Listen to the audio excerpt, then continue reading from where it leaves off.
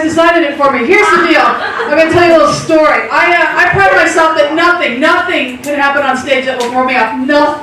Nothing at all, ever. Nothing. I have bounced a midget. I know that's not an inappropriate word. I bounced a midget out of a show before, okay? I have taken an entire show outside during a fire drill, okay? And it did throw me off. I entertained them and then brought them back in. I've had a woman's water break in the middle of my show. I had a guy choke on a chicken bone in the middle of my show. I'm medically trained, so I jumped off the stage to the Heimlich maneuver and finished the show because I'm a care person. No, it gets better. I got to see multiple amounts of penis and vagina.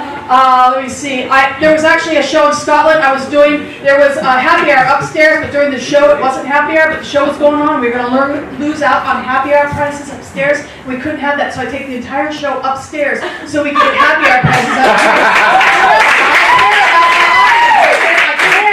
And then brought down and finished the show. Here's the deal. I thought nothing could happen to me on stage. Nothing would throw me off ever in my entire life until I went to Salem, Oregon.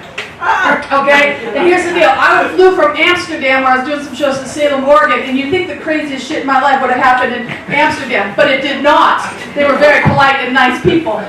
Salem, Oregon, not so much. And I don't know if you've been to Salem, Oregon, but that is not where the beautiful people of the world live. I'll just say that. It's a little bit of ding, ding, ding, ding, ding, ding, ding. Okay? If you ever been there, I'm just giving you the picture. Okay? I'm not judging. I'm just telling you what's going on. Here's the deal. Oh, I fell off a stage in Rota, Spain into a sea of Marines.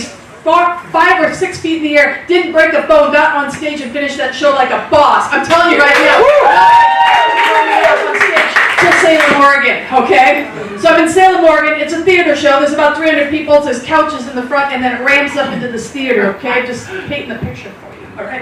And if you've ever been on stage, you got some mental work going on, you're thinking shit in your head at the same time you're talking. It's like, oh my gosh, that is a really nice shirt. She's right. And so you think things. You don't usually say them out loud, but you think them. So I'm starting the show, and I'm talking to the audience. I'm about 10 minutes in, and there's a couple on the couch on this side right here. They're in their early 60s, somewhere in there, and I look over at this couple, and I'm like, oh my God, that guy's getting a hand job. So I didn't want to ruin their fun, okay? Don't do that. I'm just trying to tell you right now, but you inspired me, okay? But I was like, I didn't want to ruin their fun, so I let them have it. I was like, I just won't look that way, okay? I don't want to ruin what's going on here. I won't look that way. But it's like a low-cut top or the sun. At some point in time, you're going to look back. Okay? So about 5 minutes later, I look over, I'm like, oh my God, it's out. Oh my God. So I'm like, don't look over there, don't look over there, don't look, I'll just look over here. And on this side, there was a couch, a younger couple, and that guy's full on hunk of the horn, dialing the knobs. I don't know what you call it yet. I'm not a lesbian yet. I'm saving it. I plan to be later in life. I'm saving it for the nursing home years, okay?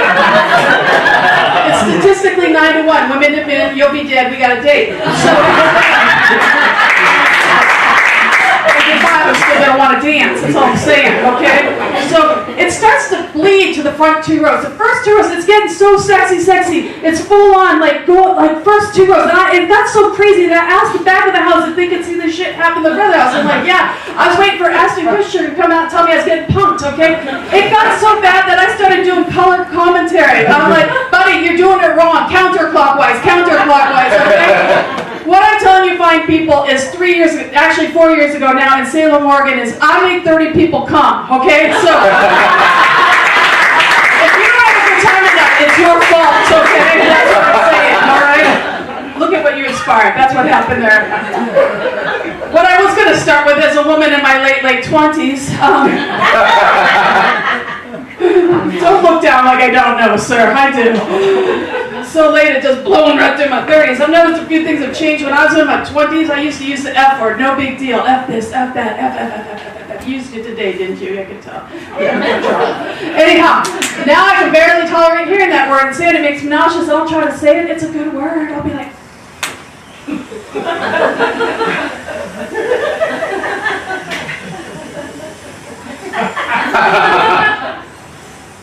50. Oh my God, I hate that fucking word so much. I think I sprained my spleen right there.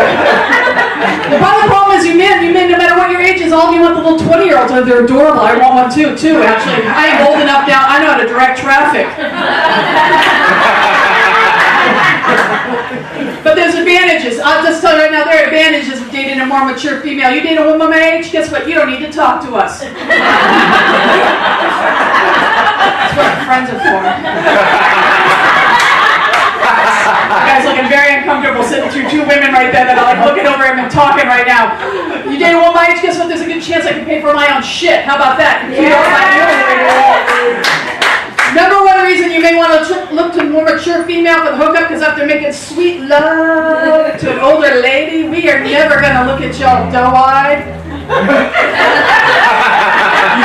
and go, what you thinking? Because we